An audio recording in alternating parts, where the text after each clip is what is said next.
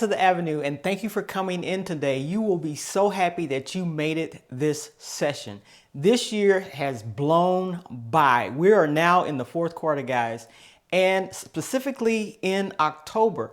And what October means, October is actually National Financial Planning Month. This is a critical month for us. It's probably one of the most important financial months of the year. And so we're going to jump right in. I'm going to share my personal financial planning for next year with you. So get your pens, get your pads, get your papers together because you don't want to miss this one.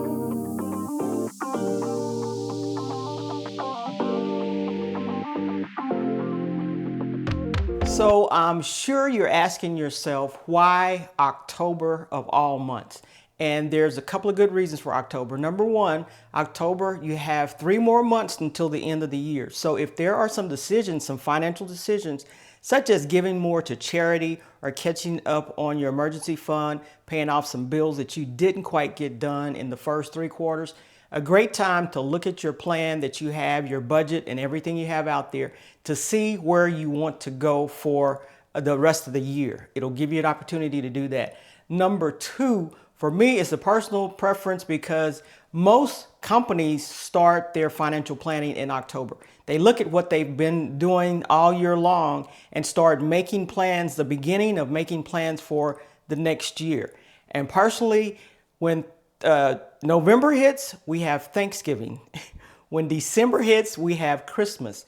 I want to spend time enjoying Thanksgiving. I want to spend time enjoying Christmas. And I don't want to be behind because when New Year's hits, if you do not have your plans together, you are 100% behind and you will be playing catch up for the rest of the year next year. So start in October. This is my planning month. I do it every year. Sometime it may not be the 1st of October. It may be, but normally it doesn't go past the 15th. I have it done at least by the 15th, but I sit down and do a few things. And that's what we're going to talk about today. I'm going to share each and every step that I do with you so you'll know exactly what you need to do. And the first step is that I do look at what I've been doing for the last 3 quarters of the year. How have I been doing? What goals have I met? Have I met my savings goal? Look at my emergency fund to see if it's fully funded or do I need to make some adjustments. But I have 3 months or 9 months of information that I can use to plan out 2026 or the next year. So with that information, you really don't need 12 months of information. You can look at what you've been doing over the last 3 quarters, 9 months, and get a good idea of what you're going to need to be doing next year. Because if prices have risen, you already know that. If things have gone down, you know that. If some bills have adjusted over this time period, you have that already written down if you have your budget. Make sure you have your budget. If you don't, I would advise you to go back and pull at least 60 days, 90 days worth of information so you can have a place to start. But we start with looking at what we have done all year long before we move forward. The next thing we do is, like I said, we look to see what we need to do before the end of the year. If there were some charitable contributions that I wanted to make that I didn't do so far, I'll look to see where I am with that. Yes, it benefits the charity, but if it's going to be a tax write-off for me, it's going to benefit me also. There's a certain amount that I want to give each and every year. So I'll look at that to see where am I?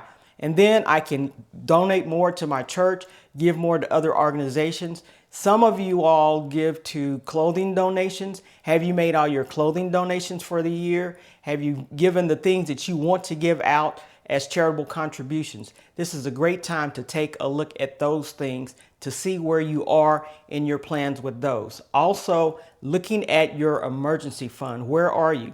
Look to see if for the last 9 months, if you need to go up in your emergency fund or if you're still good. Because if you're still good, you don't have to contribute or start up contributing anymore in your emergency fund. So, but if you're not good, and especially with inflation, you all, now is a great chance to look at to see if you can meet your monthly bills for a certain period of time. If it's 3 months, if it's 6 months, if it's 9 months, if it's a year. And with this economy, with inflation, if you have 3 months of an emergency fund, yet you want to build up to 6 months, go ahead and make that plan. You may not make it before the end of the year, but now is a great time to get a head start in that to make sure you have those. Also, for me as a property owner, I pay taxes. My property taxes, they're not taken out in escrow. I pay them. I pay my insurance. I pay my property taxes. I need to look at to see how much money I already have in there, how much I need to go before those property taxes are due. I pay property taxes in December because I want the tax write-off. So if I don't have enough in there, guess what? I need to boost some money up or put some money in there, move some money over, whatever I need to do to get that money in there, because come December, when the tax bills roll out, they'll be coming out pretty soon. But come December, I need to have the money to do that. And so these are some things that I look at prior to the end of the year to make sure I'm meeting all my obligations, all my responsibilities, and anything else. Look at your savings. If there's some things you have earmarked for your savings accounts, as far as if you want to purchase another car, or if you want to do something to your house, buy another appliance, if you want to go on a trip, how is that money going? You know, have you done something to increase that money? Are you on target with that? But now is a great chance to make sure that you make your monthly and annually goals at the end of the year, your financial goals. And you would be looking and sitting pretty if you do it now in the month of October. October is also a good month to look at what you're going to be spending for Thanksgiving as well as Christmas. Sometimes we just kind of brush by Thanksgiving. Thanksgiving, you all, we buy food, extra food in Thanksgiving. It may be hosted at your house this year. It may be hosted somewhere else. But what if you have to supply the turkey? What if you have to give the extra food for a certain amount of people? It's not just your family. Normally, it's a family gathering. And so it's more than just the people in your household. So now is a great time to see what money am I going to set aside to buy the turkey or to buy whatever I'm responsible for. If the folks are coming over to our house this year, guess what? We need to get plates. We need to get everything, decorations or whatever we're going to be doing for Thanksgiving. So don't just brush by Thanksgiving like it's not going to cost you something, because it is going to cost you something. And your Christmas, if you do not have a budget for or Christmas fund that you will buy Christmas presents with this year, now is a great time to look at that and see how, if you have a Christmas fund, see how that Christmas fund is going. Are you meeting where you need to be? So when December 1st hits, or if you shop on Black Friday, when that hits, do you have the money, even if you put it on a credit card, that you can go in and pay it off before the end of that month? That credit card amount is due. So you're not paying any interest, because you all know how I feel about paying interest on credit cards. Okay.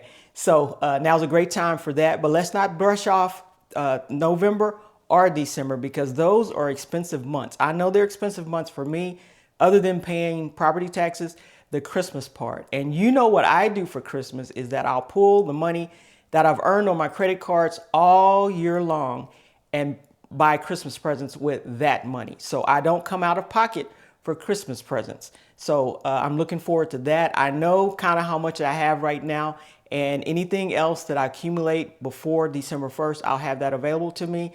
I will get that money down in my hands and go Christmas shopping as I need to go Christmas shopping. So there you have it for the end of the month. But that's another reason October is a great month, because you will get these expenses already in mind and they won't be a surprise to you. Thanksgiving comes every year. Christmas comes every year. So you'll have that together and you will be right on point this year. Over the years, I've realized for some people, sometimes it's not about the financial knowledge that you have. It's not about the spreadsheets, not about the budget. It's not about the math. It's about the mindset. Ever feel like money is controlling you instead of the other way around? You're not alone. Most people struggle with saving, spending, and building security, but it doesn't have to stay that way. That's why I created the Well in Wealth Financial Therapy Cards, a deck of 70 powerful, thought-provoking questions that help you uncover how you really think, feel, and act with money. These aren't just cards. They're conversation starters, clarity builders, and a step toward the confidential financial future you deserve. So if you're ready to break free from financial stress and start making money work for you, click the link below and grab your deck today. Made just for you. Now, back to the video. Now, before I get to the critical budget that I do each and every year, I want you to hit that like button and that subscribe button so that you can stay up to date on the latest information as I'm bringing it to you.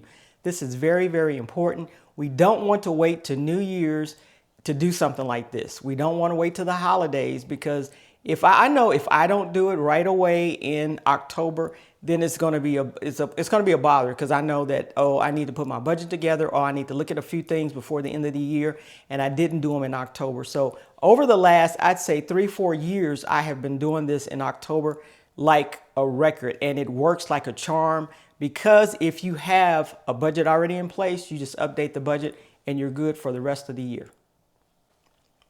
All right, for the largest plan for me is my budget. Now, for me, you all, I have a budget on a spreadsheet. I have it on my computer. It's a spreadsheet that I list by line all of the bills that I have to pay every month. If there's something that I pay every quarter or every 6 months, I'll list that on there too, and it's all listed out. But I also know how much money I need to save up every month to make that 6-month payment. So nothing is a surprise for me unless it is a surprise. If an emergency comes up, totally different. I had an appliance breakdown. It was an emergency, but we had the money to pay for that. So that was covered. But that's what I look at. And this year with inflation, I already know groceries have gone up, because when I look at my budget every month, the grocery bill has been getting higher and higher and higher. So next year, as my baseline budget, because I will put that in at the very beginning of my budget, this is my baseline. So this is what I'm expected to spend every month, right? So as my baseline budget, I'm going to raise whatever I normally spend for groceries to see how much I have been spending lately for groceries. And I'm going to raise that number up, which means my budget for next year is going to be larger than my budget was for this year, unless I have paid off something. So I will look to see if there's something that was long-term that I was working on. If I paid it off, guess what? That money now is available to be shifted to a different area of your budget. So if you have credit card debt that you had put in your budget, and you actually paid it off like October, November, December, and you're not going to have that for next year, guess what? You have that amount to either move to another debt, or you have that amount to move into investments. You have that amount to move into savings, wherever you want to move it, or into groceries, or to some of the stuff that has been inflated. Repairs. You guys, repairs have gone up. Anything goes wrong with the house, the repair is much more expensive than it was last year. So with that in mind, I look at my budget to see where the adjustments need to be made. And I know groceries is one.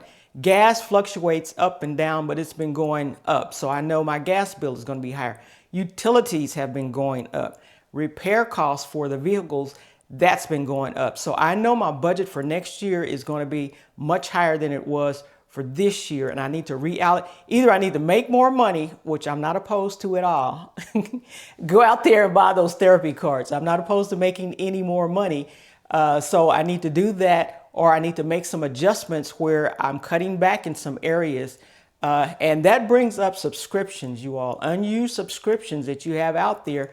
Do you still really need that? Are you still using it?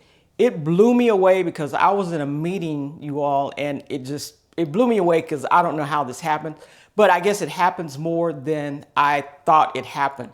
But people were asked to go back, look at their credit card statements, look at their checking account and stuff to see where they could save and cut on money. There were subscriptions and things that people have been paying for that they had no idea that they were paying for, right?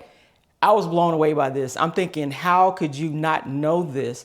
Every time my credit card is charged something, I get a ding on my phone that lets me know your credit card has been used and this is what it's used for.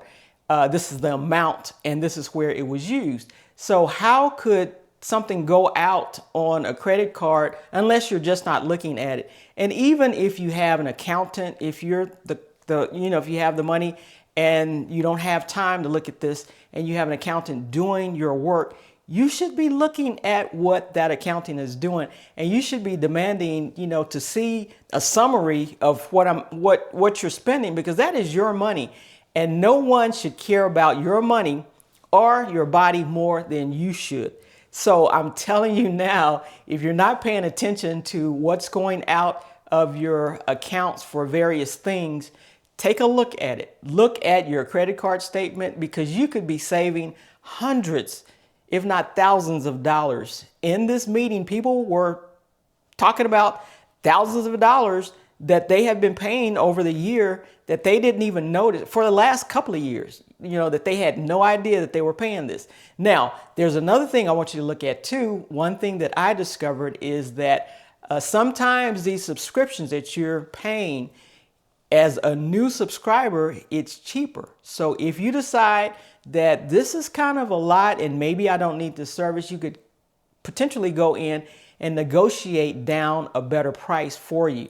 So take a look at that also. But it's about savings, and because with this inflation, we need to save everywhere we can.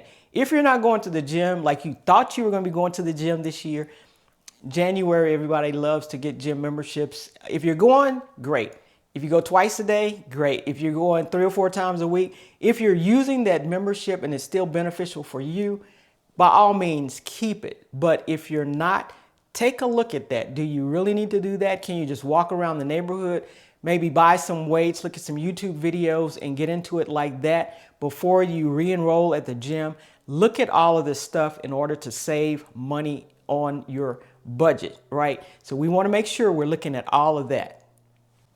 Now, even if I don't have everything mapped out for next year, such as all the trips I'm going to take, if I know of some trips I'm going to take, if I know of people, if they're going to get married or celebrations I'm going to have, I will look at that and put a plan together to meet those by whatever date it is. So it's going to take a little action. For me, since I have a budget already, I can go in, adjust the budget on my spreadsheet and do all of that probably in a matter of about 30, 45 minutes. And then the other planning part as far as what's going to go on next year, what I need to start saving on, the taxes, property taxes saving on, the insurance saving on, whatever it is I need to start saving on, I will do that. Sit down, write it down as far as each month what I need to set aside.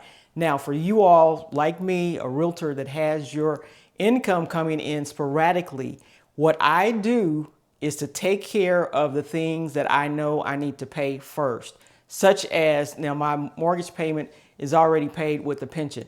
But if there's something else that I want to do or to help along with the taxes that's going to be due, I will use the money that I'm getting from real estate and put that aside, but I do that first. So by the first 3 to 4 months of the year, all of that is set aside and done with. So the rest of the year, if there's something else that I need to save for or something that I need to take care of, something that I want to buy for myself, I can do that with the rest of the money. So just keep that in mind also. We want to cover all bases so that there are no necessarily surprises. Now, emergencies will come up. That's what the emergency fund is for.